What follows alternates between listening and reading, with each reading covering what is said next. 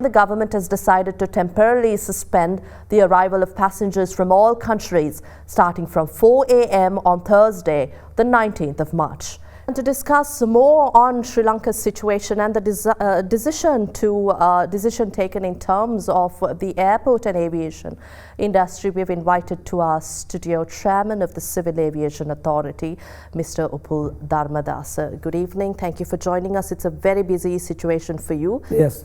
Good evening, Indeewari. Good evening. Glad to be here.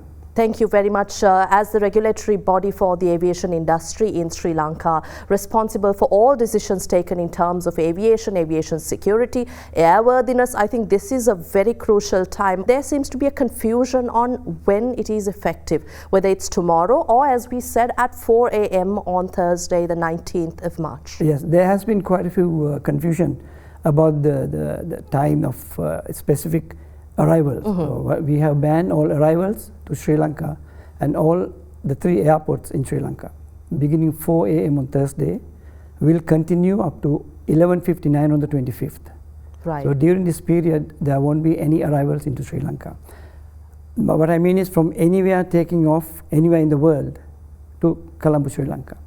But there will be transit passengers. So this means transit passengers are allowed and that operation happens? Yes. For example, a passenger originating from Mumbai traveling to Singapore on Sri Lankan Airlines will be allowed to route through Colombo Airport. And any cargo aircrafts are allowed to land.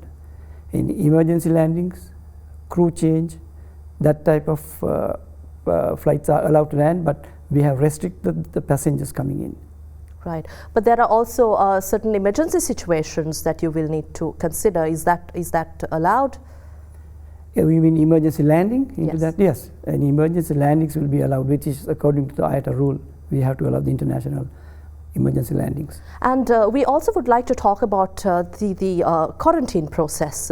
Now, are we looking at quarantine, sending all passengers, incoming passengers to quarantine? What is the process in place? At the moment, yes, that means only till tomorrow. All arrivals tomorrow, international arrivals, they will be quarantined. Yeah. When I say quarantine, please let me correct myself. If they are coming from Australia, they won't be quarantined. Right. We originally restricted 17 countries.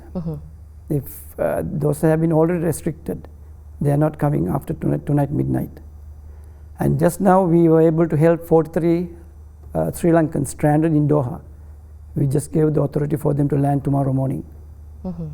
So we're also looking at the government bringing back pilgrims in India, and you just spoke about Sri Lankans stranded in Doha. How will this be facilitated? Will that the pilgrimage situation be looked at separately?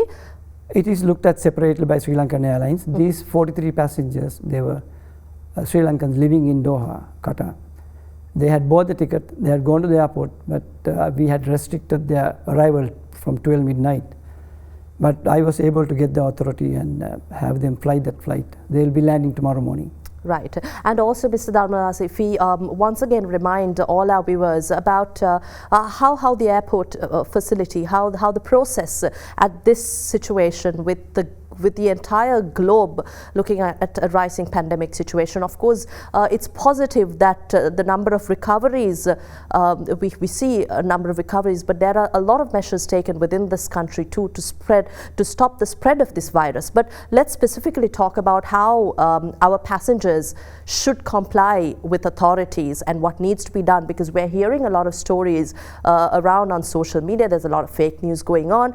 Can we talk about your measures there? Yeah, I think it's a developing story. I mean, every moment things have been happening. Now we had about 20 yesterday, it has increased today. So I think with considering all these situations, like we have to be honest also, there have been few cases. Some of the passengers who came from the restricted 17 countries coming through Doha and then have identified as they were coming from one of the cities like Doha or Dubai, although they boarded the flight from Europe. So those issues take such a long time to identify, verifying passenger manifest. And considering all these factors, the airport has done a marvelous job. The staff, they're really going through a lot today and tomorrow. Hopefully, after the closure, when we reopen after the 25th, this matter should be resolved. And we also see the security forces working hand in hand with the airport authorities in this time of emergency. Definitely, yes, yes. And there are quite a few different departments working together at the airport. And what immediate steps do you also look at taking apart from now we have until Thursday 4 a.m. on the 19th of March until flights will be suspended. Until then, what measures are you looking at, Mr. Dharmadasa? Well, the flights are, I think the London flight is coming in. There are 2 London flights we're expecting, and that's going to be landing after the 4 a.m. that we need special authority for that. And more than anything else, the flights have decreased really. Number of passengers who are coming in have been decreased. So we don't have the similar airport what we had last week.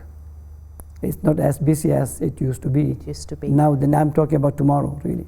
Right, right. So thank you very much. I know this is a very busy time for you, but thank you for making your time to be present here at our studios to clarify to our viewers about the ongoing situation and how Sri Lanka is managing, especially the aviation industry. Thank you very much. We had with us Mr. Upul Dharmadasa, the chairman of the Civil Aviation Authority, joining us. We'll see you again on the other side of the break with more news. චූරයන්ගේ නොබිඳෙන විශ්වාසය සමගින් මැක්සිස්